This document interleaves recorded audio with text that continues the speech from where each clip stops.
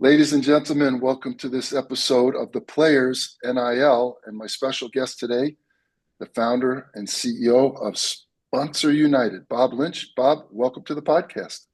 Thanks for having me, Mark. Looking forward to Well, it. I appreciate it. My first question probably is about some of those photos behind you. They look mostly black and white and iconic, but I can assume that they mean something to you, which really leads into the second question is tell me about your relationship with sports. What sports did you play? How did you get started?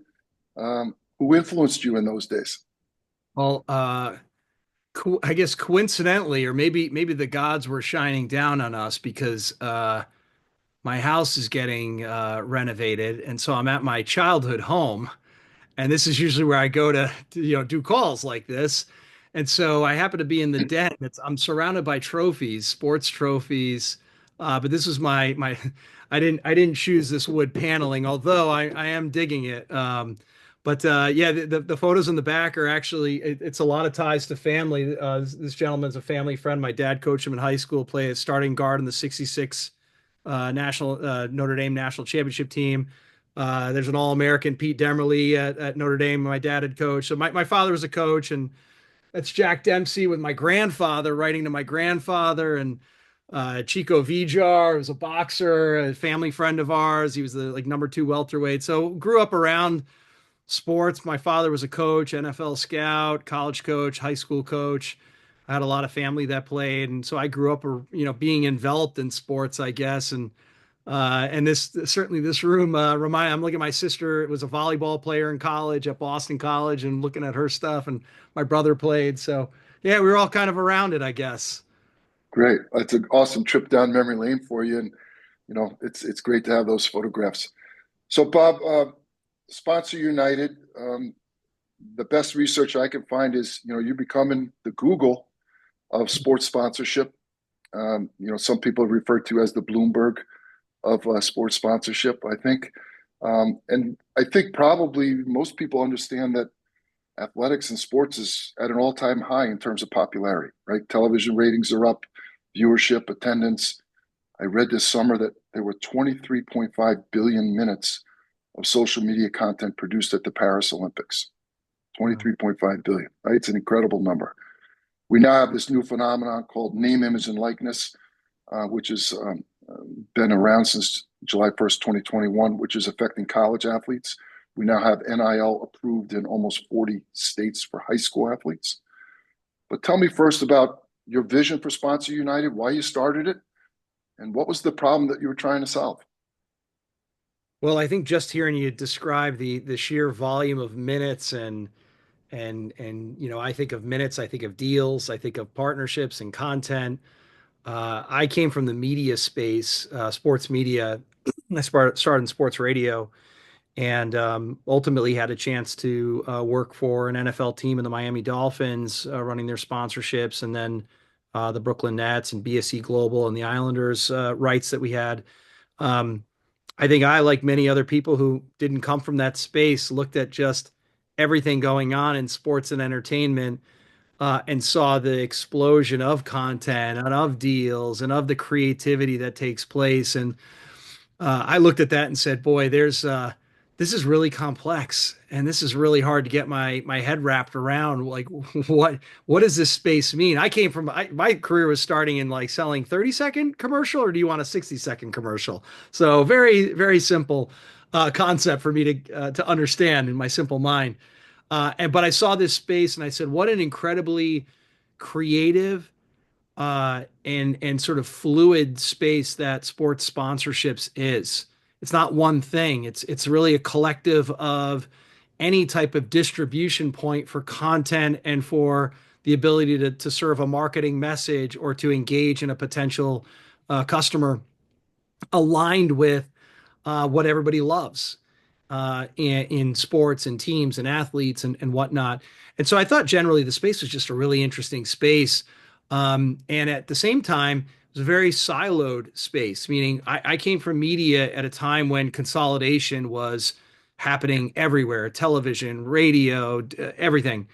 Digital ad networks that were standardizing how you could buy, with Google ads and whatnot. And I looked at this space of sports and I thought that there are limitations there because they're individually owned and operated entities, and there's not some sort of overarching ability to see what's happening in this space and to sort of connect with all these different entities and understand what they do. And so that's kind of what led me on this journey of like, I feel like there's something there. And it took me probably 6 or 7 years to actually come up with a thesis for what the problem was and ultimately how a business like Sponsor United could hopefully unlock tremendous value for the industry and essentially lift all the participants in that industry with better information at speed that would ultimately create really strong, viable partnerships. And that's kind of what led us to building this SaaS platform and sort of data platform and delivery of essentially solutions at the end of the day is what we intend to do is how do we solve complex problems or even easy problems faster for everybody that's sort of participating in this industry. Yeah. I suppose sports sponsorship or sponsorship of athletes and teams has been going on forever, right? Like we talk about name, image, and likeness being new, but professional athletes have been sponsored since Babe Ruth and Ty Cobb and the whole history. And some of those photos of those individuals on the wall behind you, they had deals with a local car dealership or Coca-Cola or a cigarette brand or whatever it was in those Gonna days, right? say some of the controversial categories. Right, You exactly. Exactly. But those are regional deals, if not, very specific to cities or teams. And I think most people don't realize that prior to 2010, the early 2010s, a lot of professional sports didn't have like group licensing for uniforms, for instance. This is pre-Nike, right? Every team made their own deal, and athletes were making their own deals because they weren't making a lot of money, perhaps. And this was a great way to supplement their professional salary. But my guess is, and I want to get your take on it, that sports sponsorship really grew as television grew. Is that fair to say? As we started to become more aware of athletes and there was more advertising opportunities?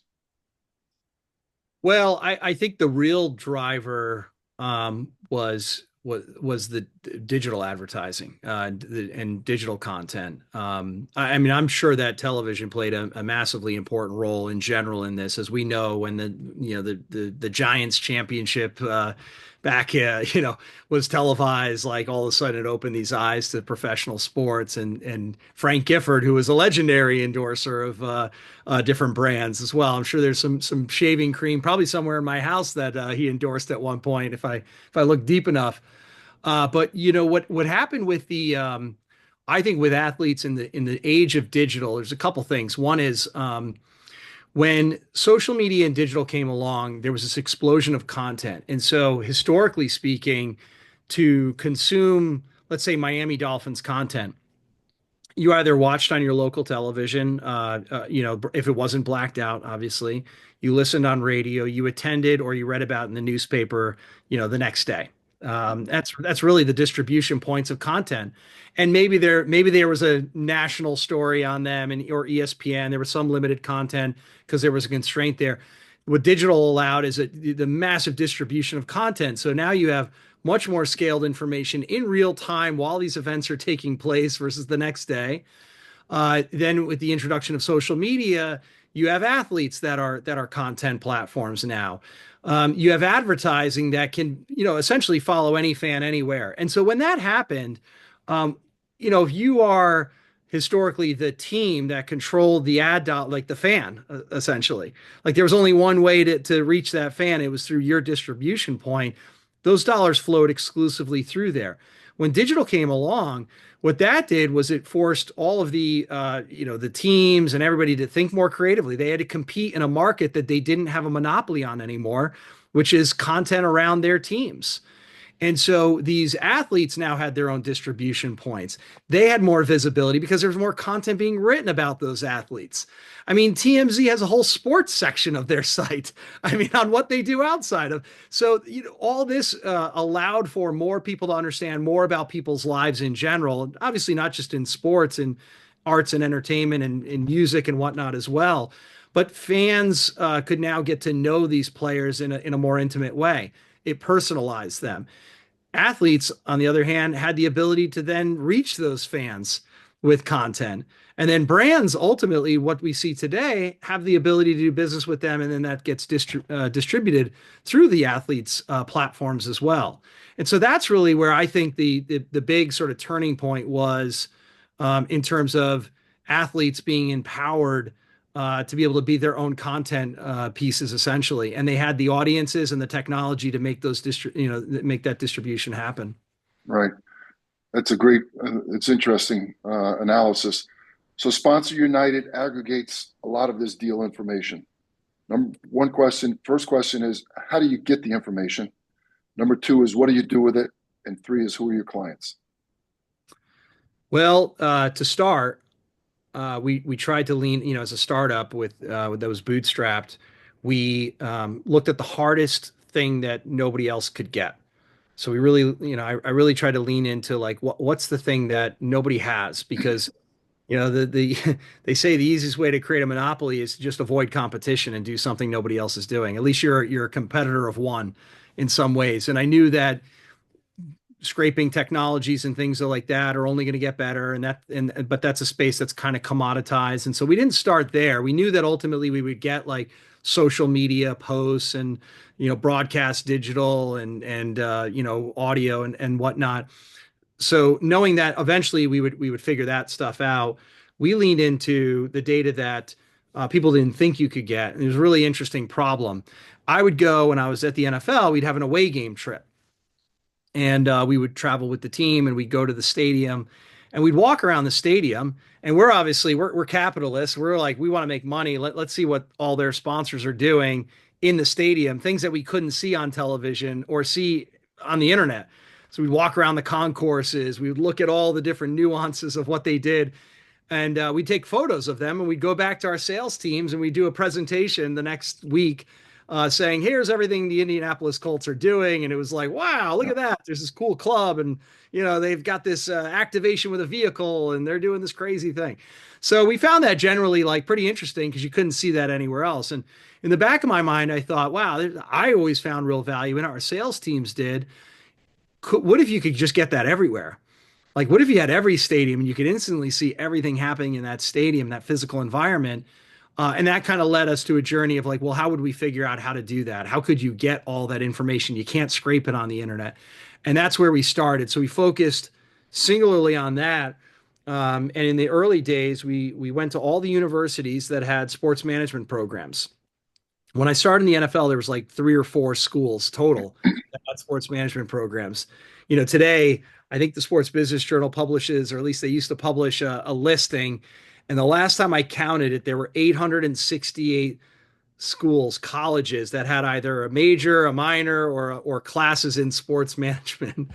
And so I looked at that, and I could see it from sitting, in the actual working for the team. There were more and more people that wanted to get into sports and sports marketing and sports sponsorships, but they're not making that many more teams. So I saw on one side huge demand, really hard to get your foot in the door at a team unless you knew somebody or you were just uniquely gifted. And on the other side, I had a problem in that I wanted to get all the information at all these stadiums. And so I kind of looked at those two things, and I figured out a kind of an elegant solution of, well, if I can create a training ground like Khan Academy does, on what I would want to know if I was sitting in their shoes, or what we'd want to know, somebody coming in the door, this is what they should know about sponsorship. And if I could sort of immerse them in the space, so they literally learn about all the brands and the categories and the assets, the little nuanced foundational things that you should kind of know, that would provide tremendous value to them, to give them a leg up and give them experience, and it'd be kind of cool to do. And on the other side, I'd be able to essentially map all the information. So your reference to Google, really in the beginning, it was Google Maps, because we created a training program. It was pretty intensive. They had to take tests and watch videos and learn about how sponsorship works, and what's a regional sports network, and what's the difference between a static signage in the lower corner of the tunnel versus a dasher board TV visible, and the nuance of differentiation. And went to all the universities and asked them for their best and brightest students in the beginning, and literally recruited them in the early days before Slack and Zoom. I would do phone calls with them. I remember I was living in Brooklyn at the time because I just worked for the Nets. I'd walk around the streets of Brooklyn, literally like orally giving a class on like we're going to talk about radio advertising in sports and what the difference between a billboard and a live read is, and with like 12 random people across the country. And then they Wow. would come out with a piece of paper and like write down the ads in a stadium. I'd buy them a ticket off of like StubHub or something, and they would literally write it down. They would send me a spreadsheet in the early days, and I would compile all the spreadsheets with like the different brands and the different like marketing assets. It was pretty basic. I still have copies of it. And then eventually we built technology and we got more diversified. We went to more games. We had better training. Those people, those early people, then trained the next generation of people, and then I was able to hire them part time and full time. And eventually we got enough data because like Google Maps, you can't have part of a map. It doesn't work, and we couldn't have part of a league done to sell it to the teams of like here's Ford's portfolio, but we're missing like 30 deals that they have. And so we had to kind of do the whole thing first and get that done and then eventually bring it to market. So that's how we started. Then eventually we built the technologies to map all the other marketing assets that could be in a deal. Fortunately, having worked at a lot of different teams and leagues, I had all the lists of all the CRM systems in terms of like what the assets are called. How do we create the right nomenclature of what we call assets? Because every team called it different things, and the hierarchy of it, the schema, within a venue, there's signage, activation, product integration, etc. Within signage, there's concourse, interior, exterior. So it gets really granular. We had to like create all that too. But that's how we ended up starting and getting that data. And then it got more and more sophisticated from there. It's fascinating. I didn't know that about the mapping, and it's just I learned a long time ago in technology, the best automated system is a manual system at first, right? It's how you Yeah. grow. Right? Do things that don't scrape It's or true. do things that don't scale, I should say, is kind of how you start. And then you could figure out how to scale it. So I get that you mapped it. Where do you get the financial data? So on the financial data side, what we did, and this is a recent rollout that we had, it took us 4 years to figure this out. So in the beginning, we never had any financial estimate data at all. Fortunately, what we were bringing to market was something that nobody else had in all this, like sort of, all the data in one place. And that was valuable enough to essentially get 99% of teams and leagues to use the platform and some of the biggest brands and agencies. The financial data was a whole new level of complexity. And it's funny because I look back on our Slack channel, which is like it's like a written history of everything we've ever said. Because we had it since like 2016 before we even launched the platform. And I think it first came up in like 6 years ago, 7 years ago. Like, how can we get like spend information?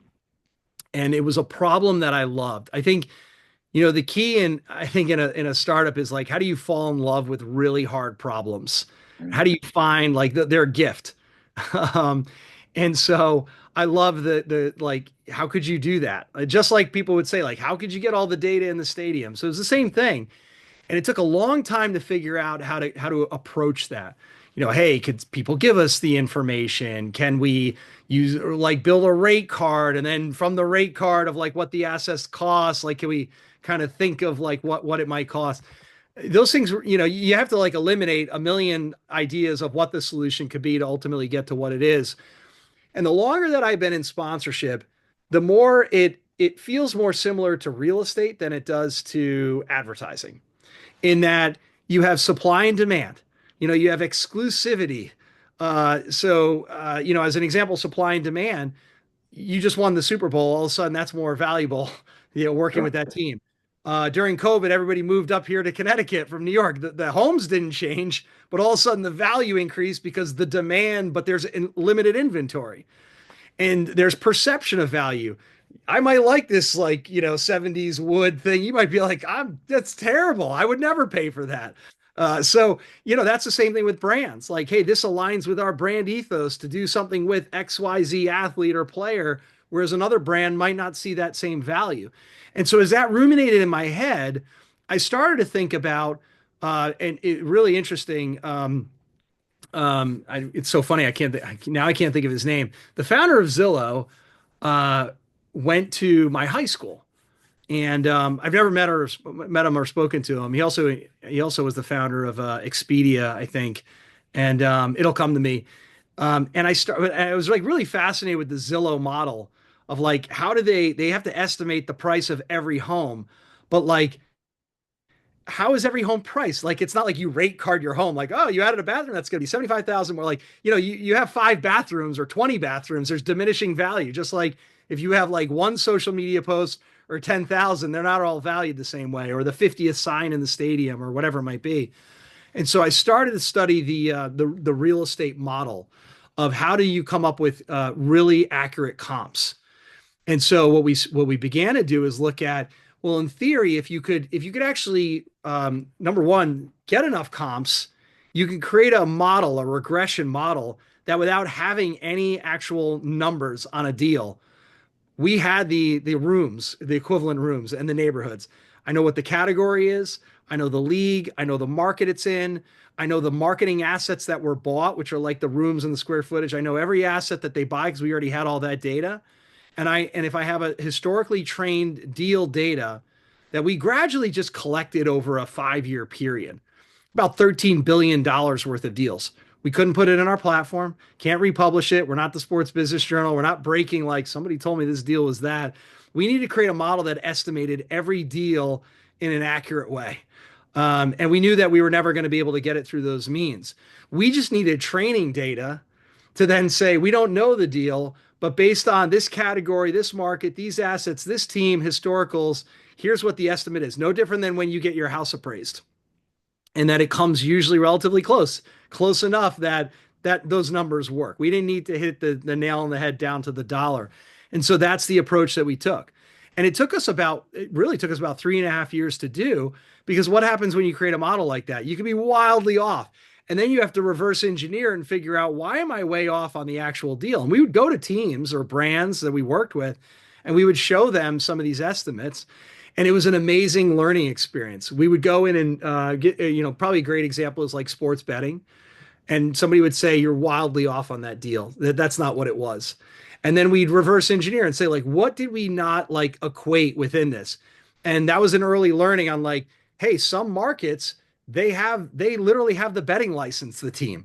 Other markets, they don't have those same laws. So how do you embed those rules within, oh, in this market, this category, you have to account for that and then weight that accordingly. Waste management services that are part of a deal where it's like, look, we spend back with that brand, and that drives the deal potentially. So we had to look at all those like nuanced things that ultimately lead to how the dollars come in, and then build that into an actual technology. And then the value of the AI, even a couple of years ago for us, fortunately, we partnered with some third-party AI companies on this. Was we had an analytics team that was running these regression models and trying to basically do this, but they can't scale. AI can scale to run tens of millions of regression models and keeps constantly learning to improve those things. And that was a real game changer for us. And then when we brought it to market, we had to be confident enough that we could, more times than not, it's going to be accurate without having any access to that data and scaling. So that's kind of, we got to the point of a confidence level we could bring it to market, because at the end of the day, we're seen as a trusted partner of all these entities, not an opinion like what we think things are worth, just what we know that they transacted for. Fascinating. Uh, did you get pushback from brands and teams or leagues saying, "Hey, where'd you get that?" or "Hey, that's not true. You can't talk about that," or something like that? No, surprisingly not. But at the end of the day, we're not taking anyone's information and then sharing All it, right. because we're under NDA with every organization we work with. Got it. So we can't take any of their information. We don't Sure. take their information, and we don't share that information out. So again, no different than when we first came to market and said, "Hey, we have all the deals and the portfolio and the assets they buy." Well, we tracked all of that publicly, that information, and so we've had less pushback from this rollout than we probably did when we first launched the platform, Yeah. even though there wasn't a lot there. Everyone wants transparency, and at the end of the day, when everybody's on the same page, better business happens Sure. too. Sure. Well, that's fascinating. I love that story, and it's amazing product, and you figured it out, which is as an entrepreneur, and the determination to do that is impressive. Impressive. All right, I got a couple current industry questions for you. So I read that the NFL sponsorship in 2024 is almost $2 billion. You know, and I know the NFL is trying to get to 25 billion in revenue by 25. I was part of that for a long time. Yeah, yeah. Why is the NFL so popular? And why is sponsorship growing? I guess the answer to the second one is because the first one is it's so popular. Is that true? Well, they definitely go hand in hand. I mean, there's certainly correlation between or causation between the two things happening, and certainly driven by television viewing has been historically a big driver. What's interesting is the cascading effect of the television money that comes in is just the investment back into the product and back into also the business ecosystem.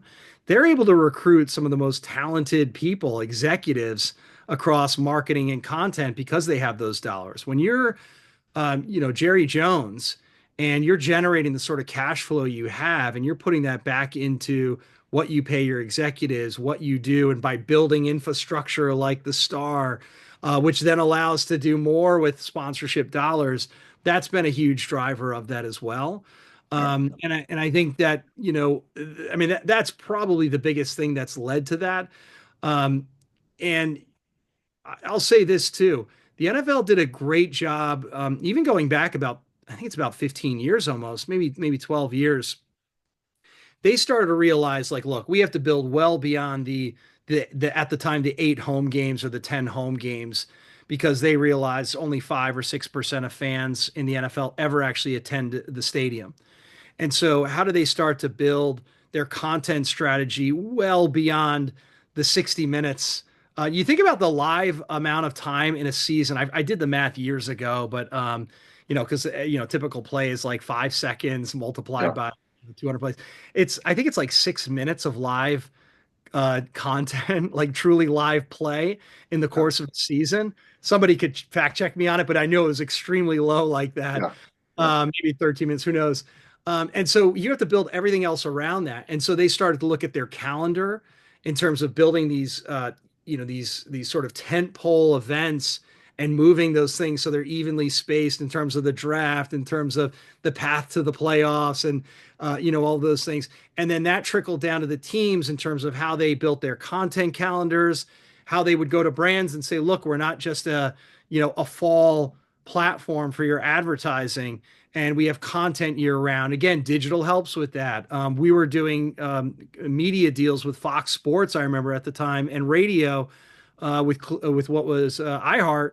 That was 5 days a week, 50 weeks, 52 weeks a year. And then we were building advertising into that. So, that allows for just, you're essentially increasing the surface that they can do business at the end of the day. And I thought that was a really smart approach that they took at that time, to be able to capture more of those dollars versus going away, going dark during the summer, going dark during the spring. Well, the NFL is king, and when they decide to do something, they don't care who they step on. Talk about Black Friday football game for the first time ever. I think we're gonna have games on Christmas Day for the first time ever. Sorry, NBA, but you'll be second fiddle to that group probably. Well, they Um, kind of take a second mover approach in a lot of cases. They wait and see. They wait sure. to see what happens in the market. And I get, there's advantages to both, obviously. And I think the NBA is probably one that, they're very proactive with trying new things, and, very much like a challenge. Not they're not a challenger brand, but certainly they're sort of willing to take those chances and learn in real time. The NFL, their approach works too, of like, let's watch and see what happens with crypto or with some of the alcohol category. Historically, they've been slower, Right. um, more thoughtful, intentional with how they roll those things out. And then once they realize this is a thing that's valuable, then they strike fast. And I think that's what you're seeing even this year within what they did with Amazon. Yeah. Yeah. It's fascinating. We are an NIL education company. Most of my audience is interested in college and high school sports.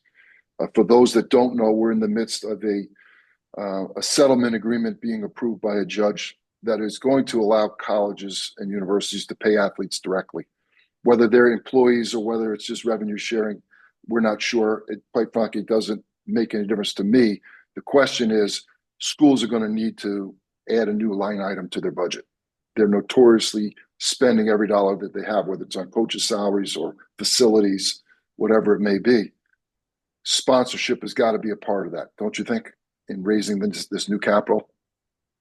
Yeah, I mean, when you have that sort of judgment that comes down, the pressure to figure out new avenues and new revenue streams, because just incrementally improving your sponsorship line item and revenue is not necessarily going to support, a $20 million football team, essentially a $30 million football team, as well. And so I think the dynamic changes drastically in that regard, in terms of how they think about sponsorships in the future.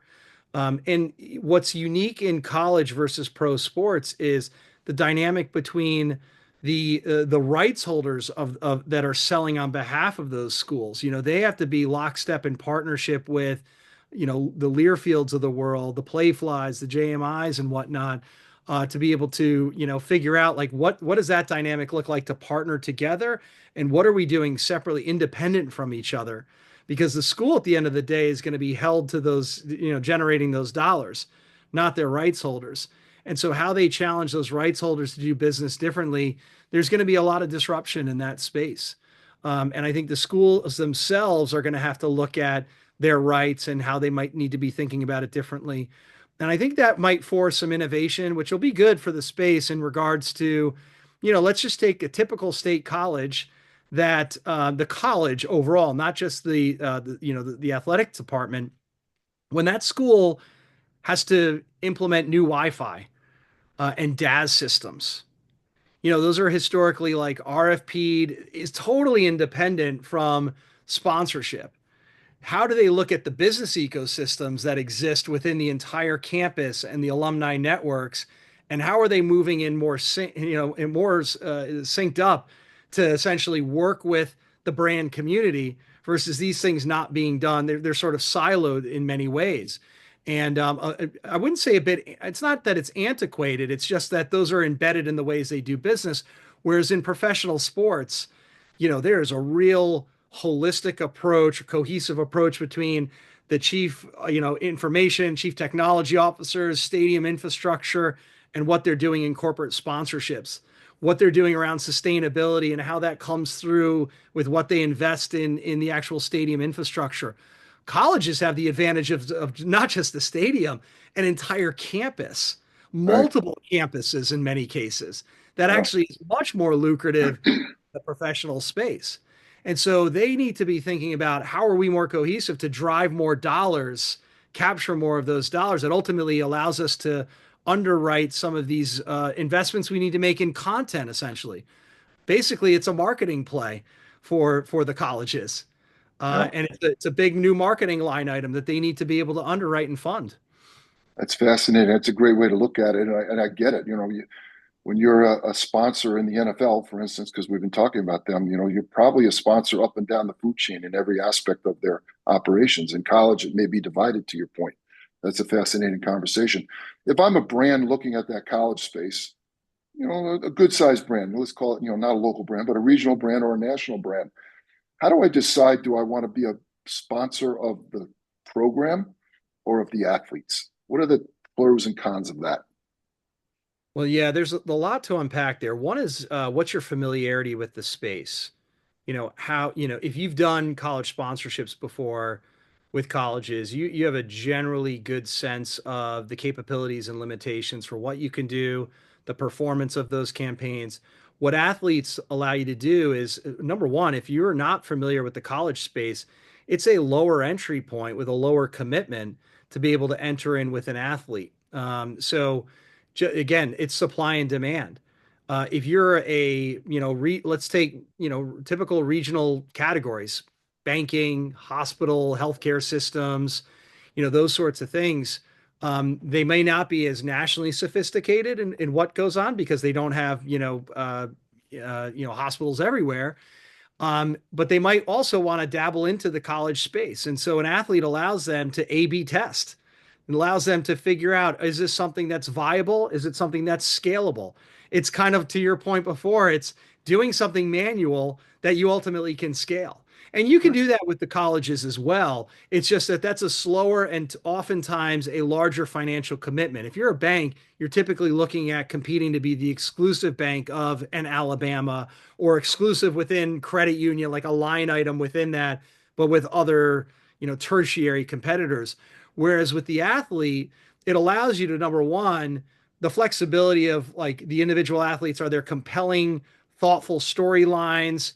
They had a mother who was sick, or they had something going on, or they just can tell an interesting story. The price point to get in is lower. They can learn and figure out, is that something that, hey, maybe we want to do something now with the university, or we want to do something bigger with multiple athletes, but it doesn't require multi-year agreements. And so I think that's actually good for the schools, though, as well. Because what does it do? Again, it opens up a broader set of opportunities for commerce to come into the college space and to see value in the college space. At the end of the day, colleges and athletes, colleges, they're not competing for the sponsorship dollars. They're competing for the ad dollars in a market, and sponsorship still is only 10%, give or take, of the total ad dollars that are out there. So the bigger win is, how do we get more people to see value in our industry, and that ultimately will, that value will come back to the schools as well. Yeah, great perspective. College athletes have an amazing opportunity going forward if they're positioned properly. If they've got a good brand that a local or regional brand might be interested in, they're in a great spot. Emerging sports, emerging leagues, emerging markets within the U.S. Pickleball is growing. Any of these leagues stick out to you in terms of they're really capturing the sponsorship opportunities? Well, it's not a sport, but I think the genre that is women's sports overall is getting its due in terms of, hey, like, we have to be in this space, we have to invest there.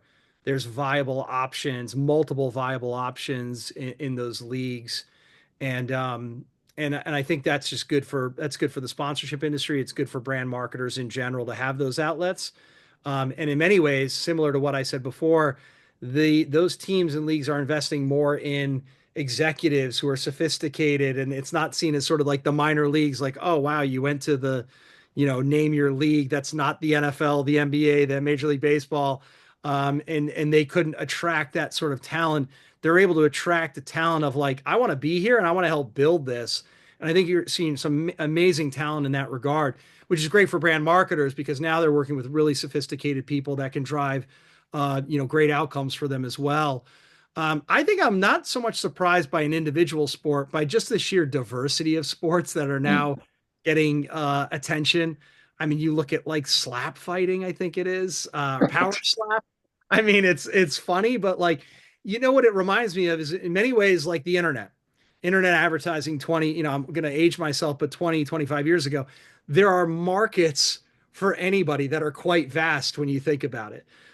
Professional bull riders, when CBS first put them on TV, they weren't even getting money for it, or they weren't getting any rights for that, but they saw the viewership of that, he competed with like NBA playoff games, I believe, or NBA regular season games. So, there are audiences. The world's a big place, and you realize there are all these micro, platforms and sports that serve pretty large markets when you think about it.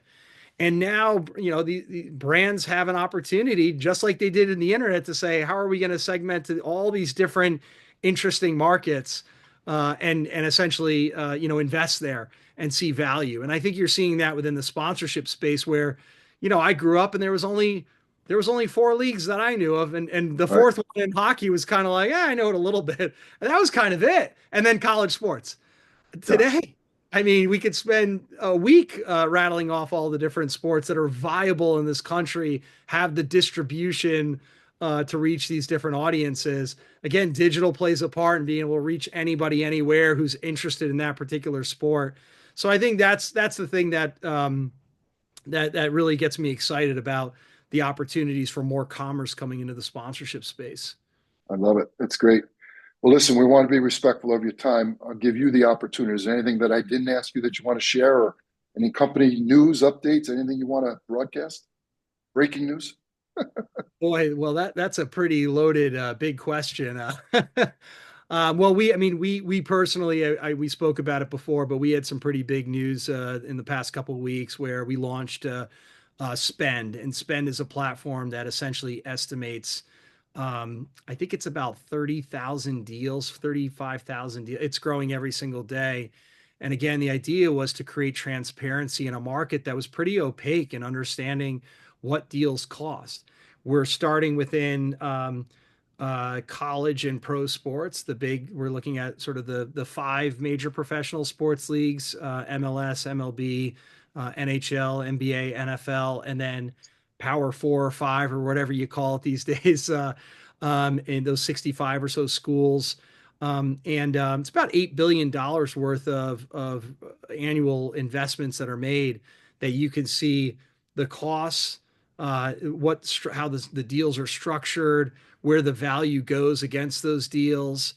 You can compare any team, any brand, any team, their portfolios, any deals as well. So it's amazing benchmarking information that all of our early feedback has been just, this is amazing. This is what our industry has asked for. We're not that smart here. People told us for years, we want this.